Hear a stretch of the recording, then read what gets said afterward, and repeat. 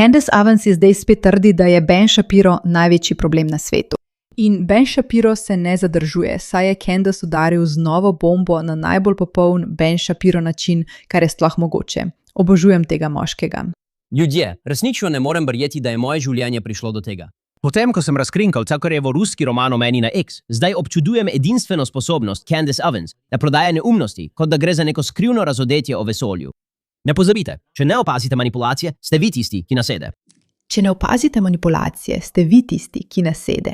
Dobrodošli v oddaji Pushback, sem Meira K., vaša gostiteljica. Danes se upiramo norosti na internetu in nihče tega ne počne, tako kot Ben. Ne samo, da moram vedno preveriti, ali imam nastavljeno dvojno hitrost, ko ga gledam, ampak je tudi zabaven. Je duhovit in ima tak način izražanja, da vedno zadene bistvo. In potem je že konec. Konec.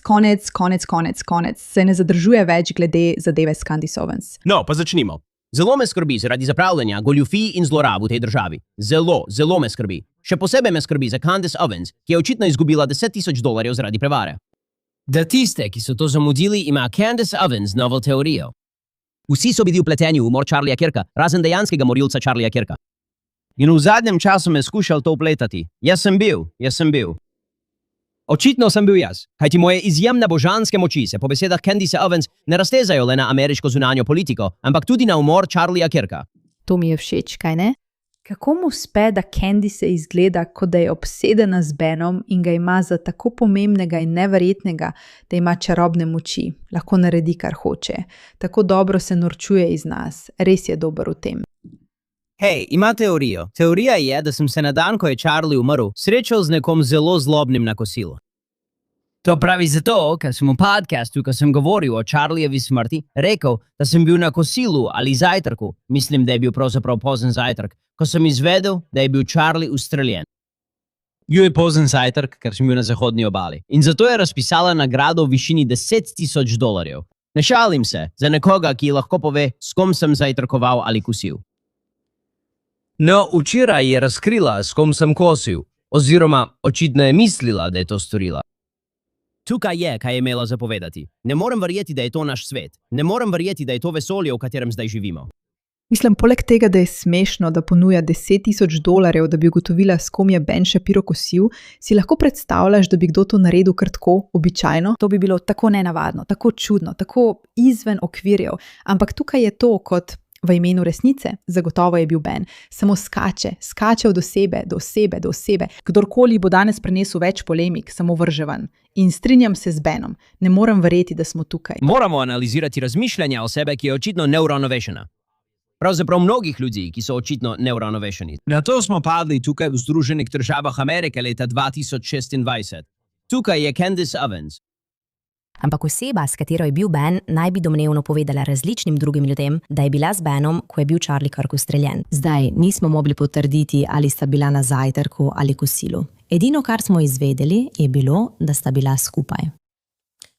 Tako dolgočasno. In ta oseba je moški po imenu Gary Javich. Ben naj bi bil domnevno z Garyjem Javichem in še neidentificirano žensko, ko je bil Charlie Kirk ustreljen. Zdaj imamo močan občutek, kdo bi ta ženska lahko bila, vendar raje ne bi ugibali po nepotrebnem. Torej, Gary Javich ni oseba, za katero bi verjetno že kdaj slišali. Seveda, zakaj bi tukaj ugibali? Tega ne počnemo, ne ugibamo stvari, nudimo samo trdne dokaze, vsi skupaj. Ali ne veste? Ali nimate možnosti pogledati vseh neverjetnih dokazov, ki smo jih do zdaj predstavili? Razen, če ste jud in vključeni v skupnost, vendar je on zagotovo zelo dobro znan, pravzaprav zelo vpliven.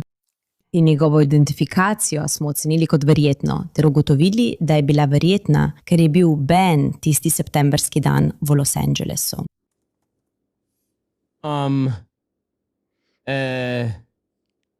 Kdo? Kaj? Kdo je ta gospa? Kaj? Kaj zdaj? Torej, če je bil to Gary Javich, kdo je Javich? Kato. Kaj? Če je bil to Gary Javich, ki je to prijavil, da bi pobral nagrado $10,000 od Candace Owens, potem Candace, žal mi je, da ti moram povedati, da so te prevarali. Pravzaprav bom vsakič, ko Candace ugiba, s kom sem kosil in se zmoti, doniral $10,000 za izobraževanje otrok Charlieja Kirka. Torej, zdaj dolgujem, pojdi mi poslati $10,000. Imam občutek, da me bo do konca tega spravila na beraško palico.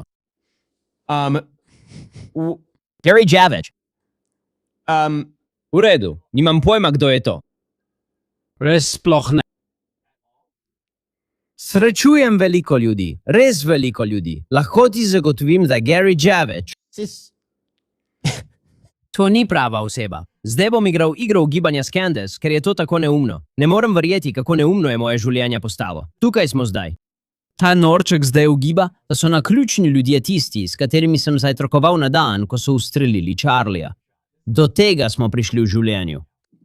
Veš, kaj mi je pri tem všeč? Pravzaprav ti ne pove, s kom je kosil, ker iskreno to nikogar ne briga in nima nobene zveze z atentatom. Povedala ti bom, kje sem bila, ko so ubili Charlieja Kirka. Bila sem v posteli, ker sem to gledala, medtem ko sem brskala po telefonu, preden sem šla spat, kar je grozna navada in tega se ne bi smelo početi, ampak bila sem v posteli. In dejstvo, da sem za smrt Charlieja Kirka izvedla v posteli, ne pomeni prav nič. To je bil pač kraj, kjer sem bila. In to, da je Ben nekje in ima kosilo ali zajtrk z nekom, prav tako ne pomeni ničesar. Tukaj smo. In to posluša ogromno ljudi. Ljudem je ta nesnaga očitno všeč. Prav, človek. V redu.